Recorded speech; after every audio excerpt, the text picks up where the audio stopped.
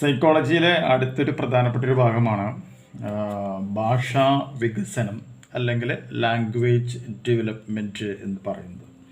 അപ്പോൾ അതുമായി ബന്ധപ്പെട്ട് വരുന്ന പ്രധാനപ്പെട്ട പോയിന്റുകൾ എന്തൊക്കെയാണ് എന്നുള്ളത് നമുക്ക് നോക്കാം. ഫസ്റ്റ് പോയിന്റ് എന്ന് പറയുന്നത് മനുഷ്യരെ മറ്റു ജീവികളിൽ നിന്നും വ്യത്യസ്തരാക്കുന്ന പ്രധാന സവിശേഷത ആശയവിനിമയത്തിന് ഭാഷണം അല്ലെങ്കിൽ ലാംഗ്വേജ് ഉപയോഗപ്പെടുത്തുവാനുള്ള ഒരു കഴിവാണ് എന്നുള്ളതാണ് ഫസ്റ്റത്തെ പോയിന്റ്. അപ്പം മനുഷ്യരെ മറ്റു വസ്തുക്കൾ അല്ലെങ്കിൽ മറ്റു ജീവികളിൽ നിന്നും വ്യത്യസ്തരാക്കുന്ന പ്രധാന സവിശേഷത ആശയവിനിമയത്തിന് ഭാഷണം ഉപയോഗപ്പെടുത്താനുള്ള കഴിവാണ്. കിട്ടിയില്ലേ? രണ്ടാമത്തെ പോയിന്റ് എന്ന് പറയുന്നത് സംസാരിക്കാനും എഴുതാനുമുള്ള കഴിവ് കുട്ടിയുടെ കായിക പരിപക്വത, മാനസിക ശേഷി, വൈകാരിക ഘടന, സാമൂഹിക ബന്ധങ്ങൾ എന്നിവയുടെ നിലവാരത്തിനെ അത് പ്രതിഫലിക്കുന്നു എന്നുള്ളതാണ്. മൂന്നാമത്തെ പോയിന്റ് സൂക്ഷ്മവും കൃത്യവുമായ ആശയഗ്രഹണത്തെയും പ്രകടനത്തെയും ഭാഷാ വികസനം ആശ്രയിക്കുന്നു എന്നുള്ളതാണ് നെക്സ്റ്റ് നമ്മൾ അറിഞ്ഞിരിക്കേണ്ട പോയിന്റ്. ഇതൊക്കെ എക്സാമിന് ചോദിച്ചിട്ടുള്ള ചോദ്യങ്ങളാണ്. അതാണ് നമ്മളിവിടെ പോയിന്റ് ബൈ പോയിന്റ് ആയിട്ട് ഇവിടെ റെപ്രസെന്റ് ചെയ്യുന്നത്. നാലാമത്തെ പോയിന്റ് നോക്കാം. ഭാഷണം ഏറ്റവും പ്രധാനപ്പെട്ട ആശയവിനിമയ സങ്കേതമാണെന്ന് നമുക്കറിയാം. കൂടാതെ ഈ ആശയവിനിമയത്തിനെ സഹായിക്കുന്ന 6 പ്രധാനപ്പെട്ട സങ്കേതങ്ങൾ എന്തൊക്കെയാണ് എന്നുള്ളതാണ് നമുക്കിനി അറിയേണ്ടത്. ആ പ്രധാനപ്പെട്ട 6 സങ്കേതങ്ങൾ എന്ന് പറയുന്നത് ഒന്നാമത്തത് ഭാഷണം, രണ്ടാമത്തത് വിവിധ വികാരങ്ങൾ പ്രകടമാക്കുന്ന മുഖചലനവും ശാരീരിക ചലനവും, മൂന്നാമത്തേത് സ്പർശനം, നാലാമത്തേത് ചെകിടന്മാർ പ്രയോഗിക്കുന്ന സൂചക ഭാഷ, അഞ്ചാമത്തേത് സംഗീതം, നൃത്തം, ചിത്രരചന തുടങ്ങിയ കലാരൂപങ്ങൾ, ആറാമത്തേത് പദങ്ങളുടെ ലിഖിത ബിംബങ്ങൾ അല്ലെങ്കിൽ നമുക്കതിനെ സിംബൽസ് എന്ന പേരിൽ റെപ്രസെന്റ് ചെയ്യുവാനായിട്ട് നമുക്ക് സാധിക്കും. കിട്ടിയില്ലേ? ഇനി ഒരാളുടെ കേസിൽ ഭാഷാ വികസനത്തിന്റെ ക്രമം എങ്ങനെയാണ് എന്നുള്ളത് നമുക്കൊന്ന് മനസ്സിലാക്കാം. ഭാഷാ വികസന ക്രമം അതിൻ്റെ ക്രമം ഇങ്ങനെയാണ്. ആദ്യം എന്ന് പറയുന്നത് എന്താണ്? ശ്രവണം എന്നുള്ളതാണ്. ശ്രവണം കഴിഞ്ഞാൽ അടുത്തത് എന്താണ്? ഭാഷണമാണ്. ഭാഷണം കഴിഞ്ഞാൽ അടുത്തത് വായനയാണ്.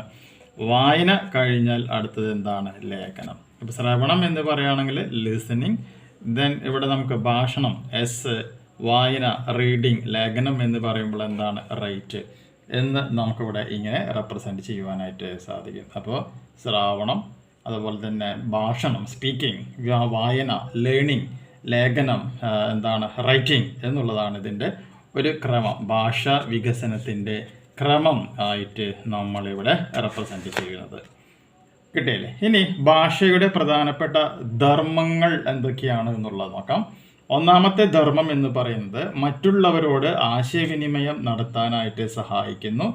രണ്ടാമത്തേത് ആശയങ്ങളുടെ രൂപവൽക്കരണത്തിന് സഹായിക്കുന്നു.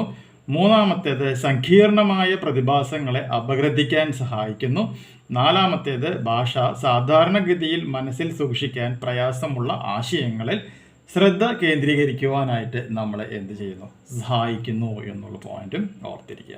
കിട്ടിയില്ലേ? ഇനി ഭാഷാ വികസനത്തെ സ്വാധീനിക്കുന്ന ഘടകങ്ങൾ എന്തൊക്കെയാണ് എന്നുള്ളത് നമുക്ക് നോക്കാം. അതിൽ ഒന്നാമത്തെ പോയിന്റ് പഠിച്ചിരിക്കുക.